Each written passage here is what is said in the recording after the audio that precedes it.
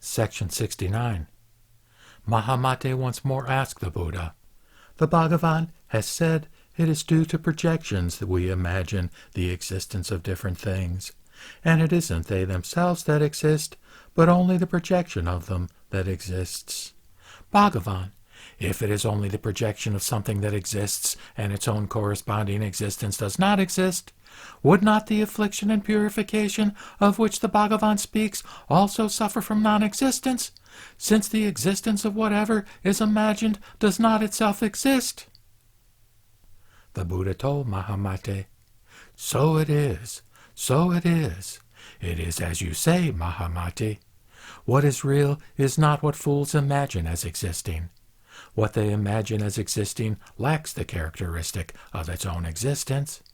However, Mahamate, according to Buddha knowledge, there is something that exists, something the existence of which is known by means of the noble insight and noble vision of the eye of noble wisdom." Mahamate asked the Buddha, "Although those who are wise thus know what exists by means of the noble insight and noble vision of the eye of noble wisdom, and not by means of any kind of divine or physical eye, this is not what fools imagine, Bhagavan. How then do fools get free from such projections if they are unaware of a higher reality? For they are neither deluded, Bhagavan, nor are they not deluded. And how so? Because they are not aware of the existence of a higher reality, and because they do not see what transcends the characteristics of existence and non-existence. Bhagavan, the wise do not view what they imagine as real in this manner because they do not consider the individual characteristics of an external realm as external.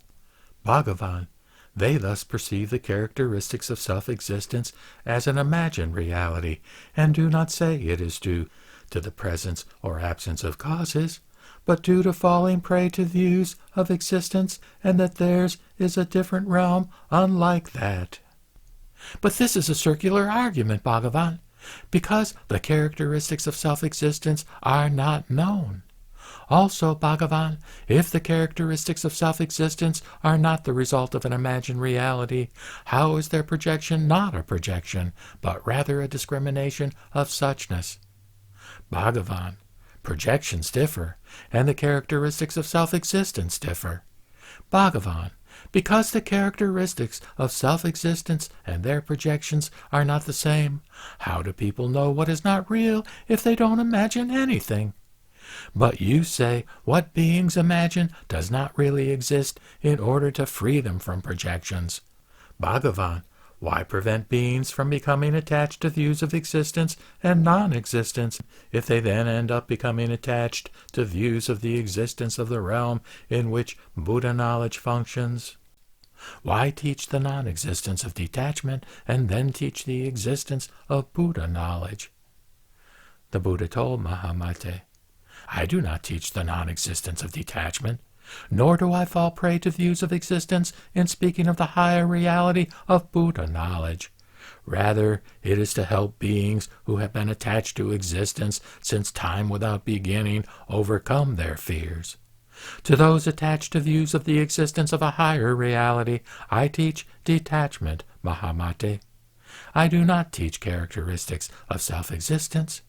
Rather, Mahamate, I focus on the personal realization of detachment, on transcending deluded views, on transcending views of what exists or does not exist that are perceptions of one's own mind, on obtaining the threefold liberation, on being marked with the mark of suchness, on examining self-existence based on personal realization, and on transcending views of the existence or non-existence of what is real."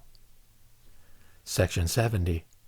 Furthermore, Mahamate, bodhisattvas should not maintain the proposition, "Whatever exists does not arise." And why not? Because the proposition about existence of things would not exist, and because its reason would be characterized by arising. To state the proposition, "Whatever exists does not arise," contradicts itself. The proposition, "Whatever exists does not arise," contradicts itself, because the proposition would arise in relation to something, and also because a proposition concerning the non-arising of things would be among those things, and because its cessation would not arise. Thus, to maintain the proposition, whatever exists does not arise, is contradicted by the proposition itself. Mahamate, as for the proposition, existence and non-existence do not arise, such a proposition would be among the things that exist, although characteristics of its existence or non-existence would not. Mahamate, even if in regard to the proposition of non-arising one could maintain the proposition, whatever exists does not arise, this proposition is contradicted because the characteristics of its existence or non-existence do not arise. You should not maintain propositions. The five-part syllogism produces numerous errors due to differing characteristics and changing reasons, and because they are fabrications. Hence, you should not maintain propositions. As with, whatever exists does not arise. Likewise, in regard to, whatever exists is empty, or whatever exists has no self-existence, you should not maintain propositions. Mahamate, Bodhisattvas say instead, whatever exists is like an illusion or a dream, because it is seen and not seen, and because it is a mistake of perception.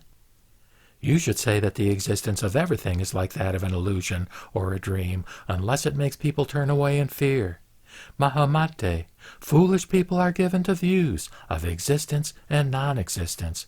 Don't make them turn away in fear from the Mahayana. The Bhagavan then repeated the meaning of this in verse. There is no teaching and no self-existence, no objects and no attachments. These are the projections of fools, the misperceptions of corpses. Whatever exists does not arise. This doctrine of other schools is wrong. Nothing at all arises. What exists results from conditions. Whatever exists does not arise. The wise hold no such conception. Because propositions arise from reason, the wise get rid of them all. Like seeing through a cataract, the distorted view through strands of hair, projections of existence are the misperceptions of fools. Fabrications fill the three realms. Self-existent objects don't exist. Fabricating self-existent objects, projection gives rise to projection. The forms and objects of fabrication utterly confuse the mind. Bodhisattvas who see past these dispense with all projections. Perceiving water where there is none, the result of thirst and desire. Fools are thus bewildered, unlike the wise who see. The vision of the wise is clear, rising from samadhis of the three liberations. Beyond the reach of birth or death, they wander in a realm of no projection. Practitioners dwell in a projectionless realm, free from existence and non-existence, where existence and non-existence merge, and the fruit of Buddhahood grows. As for existence and non-existence, as for how they merge, because the mind doesn't know, confusion swirls inside and out. Once you make them stop, your mind will behold their identity.